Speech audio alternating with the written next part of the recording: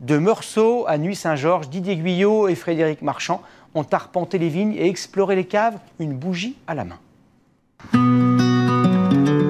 La terre de Bourgogne, une terre bénie des dieux, diront certains. La légende raconte d'ailleurs qu'au XIIe siècle, les moines goûtaient la terre afin de délimiter les vignobles. 9 siècles plus tard, on ne goûte plus la terre, mais on lui rend toujours hommage. Vous voyez, ça, c'est une terre qui est saine. Voilà, elle respire. Une terre riche et généreuse, une nature bienveillante des traditions séculaires. La naissance d'un vin est une alchimie mystérieuse et amoureuse. Il y a une sorte d'amour qui se passe, une relation amoureuse entre la vigne et son vigneron.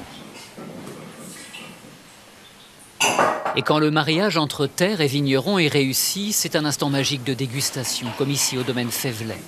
Alan Meadows est américain, un critique réputé et fasciné par la richesse des vins de Bourgogne. C'était en 1978, quand j'ai bu un vin, c'était un vin de Bourgogne, que je me disais tout de suite, il faut que je voie le pays et le peuple qui créait une forme de beauté que je n'ai jamais vue avant.